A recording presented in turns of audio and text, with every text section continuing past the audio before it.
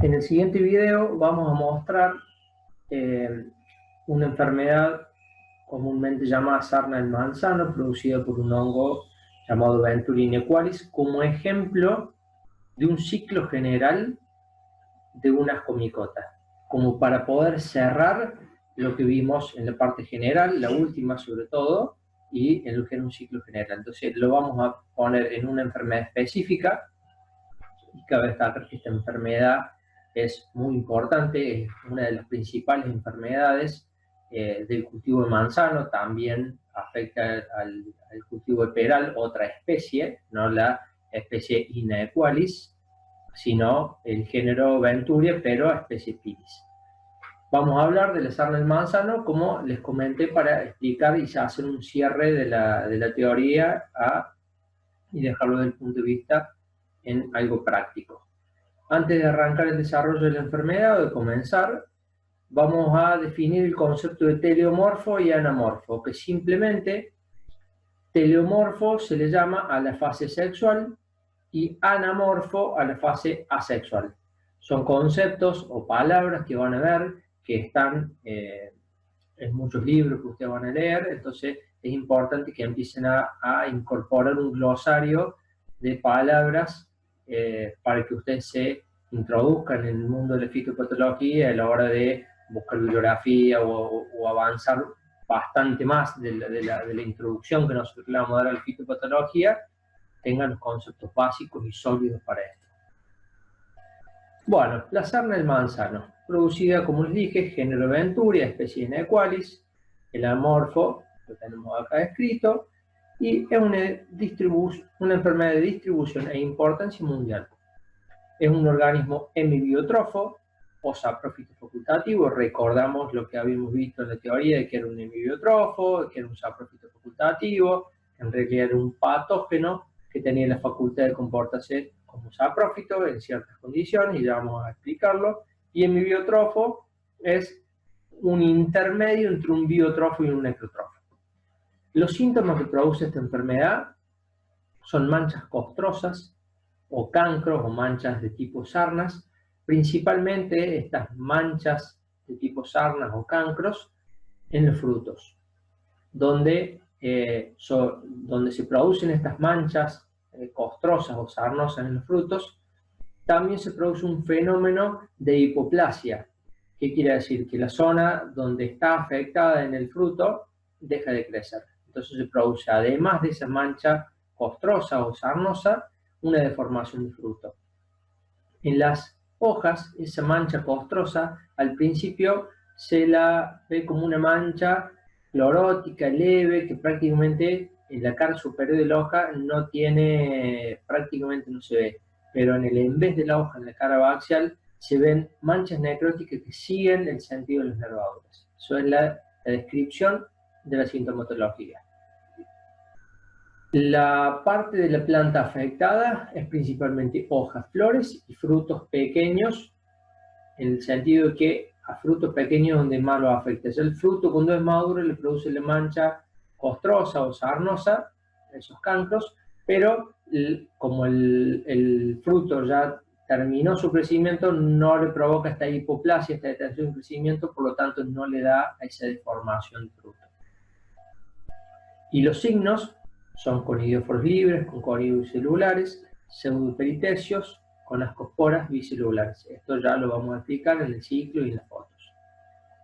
Y bueno, como enfermedad tipo del género Venturia teníamos pirina y Ina equalis, como la había mencionado recién. Ahí ven lo que les comentaba hace un ratito, que en la parte superior de la hoja se ven como pequeñas manchas cloróticas, aceitosas, que no llegan a ser definidas.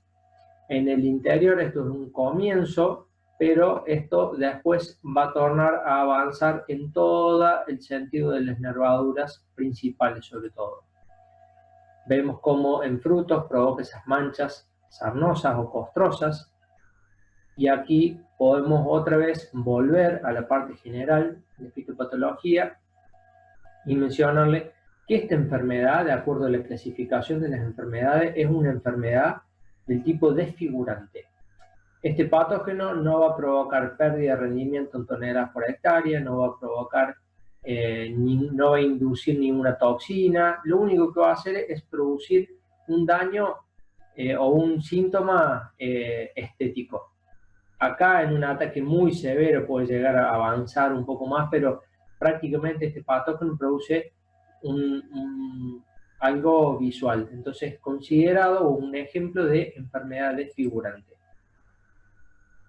Esto es lo que se produce en el rastrojo, los pseudoperitecios o tiriotecios, en donde vemos que acá están los ascos con las cosporas, y esto es el resto del tejido muerto donde hiberna el patógeno, que esta vez es la fase sexual, y en el interior las ascosporas tienen la particularidad de ser bicelulares. Entonces, volviendo de nuevo a las generalidades, nosotros si vemos ascosporas que son bicelulares, una célula un poquito más alargada que la otra, vemos que son pseudotecios y están en una hoja de manzano, lo más seguro que estemos hablando del examen del manzano. Entonces, como pueden ver, es fácil llegar al agente causal en base a otra clasificación que ustedes tenían, que era la clasificación de síntomas y signos.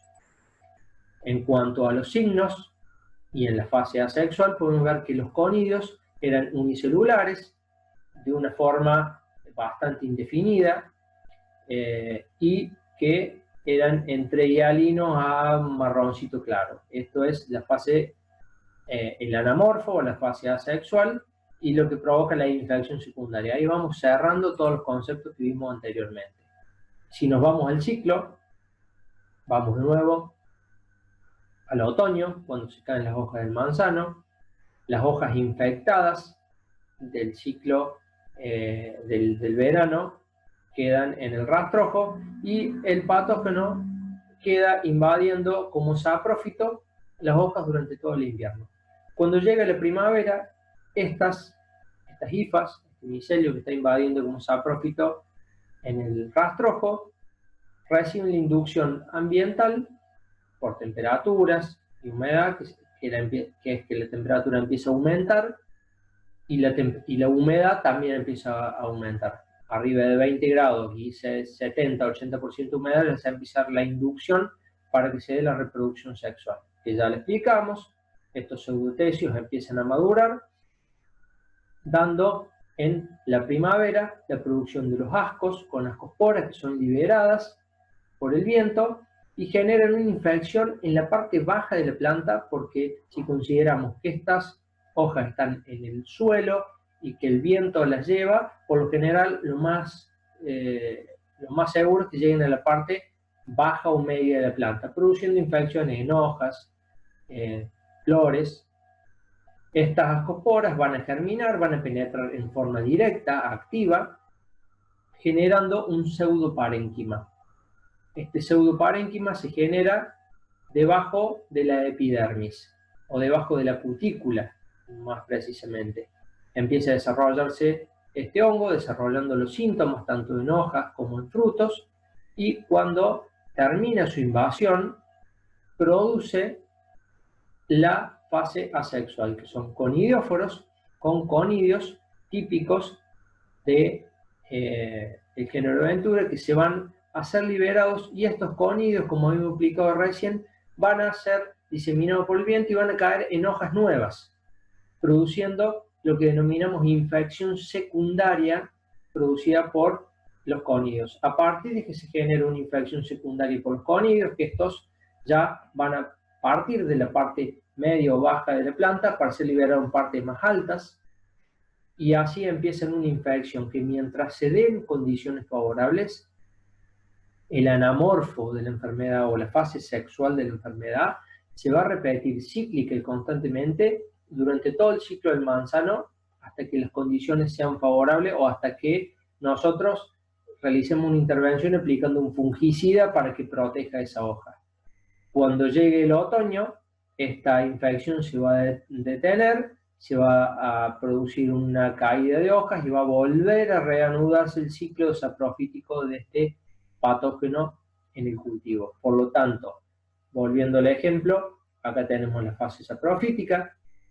Esta es la infección primaria, que es la primaria, la que inicia la infección, y muchas veces en lo que es cuestiones de manejo, uno tiene que tratar de llegar a este tipo digamos, para frenar la enfermedad tiene que llegar a inhibir o a frenar la infección primaria para evitar que se produzca infecciones secundarias o que la infección secundaria se produzca menos o más pasada en el tiempo para cortar los ciclos de infección. Con este ejemplo nosotros podemos introducir otro concepto que es la de enfermedades policíclicas. Enfermedades policíclicas son aquellas que tienen la capacidad de generar muchos ciclos de infección, produciendo daños terribles en los cultivos, como podemos mencionar en esta enfermedad. Y relacionando, acá tenemos lo que habíamos visto al principio, la parte saprofítica genera un ascocarpo, este ascocarpo genera ascos con ascosporas, estas llegan a las hojas o frutos, a la parte basal, generan una infección primaria, que esta infección primaria va a generar conidioforos con conidio, y los conidios van a generar infecciones secundarias pero múltiples, generando enfermedades policíclicas. Entonces, como manejo de esta enfermedad, nosotros podemos intervenir en esta parte, aplicando fungicidas, que cuando nosotros sabemos que la enfermedad está empezando a producir las primeras manchas, aplicamos un fungicida para evitar que se generen muchas infecciones secundarias o que se genere la infección secundaria.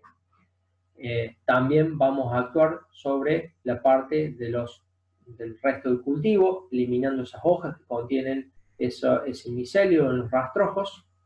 Por lo tanto, las principales medidas de manejo control es aplicación de fungicidas preventivos en estadios tempranos. Si yo no llegué a estadios tempranos, puedo ir a estadios más avanzados, ya cuando sea la infección secundaria, pero va a tener menos eficiencia la acción de ese fungicida porque ya vamos a tener mucho inóculo, y llamamos inóculo a la porción del patógeno que puede generar una enfermedad. Entonces, mientras nosotros más tarde entremos al lote a aplicar un fungicida, más daño o más enfermedades vamos a tener, no sería daño sino enfermedad, más incidencia de este patógeno vamos a tener y menos eficiencia de control químico vamos a tener. Y como les dije, les vuelvo a repetir, el manejar el tema de las hojas que caen en los rastrojos también ayuda a reducir ese inóculo que va a generar una infección en el verano.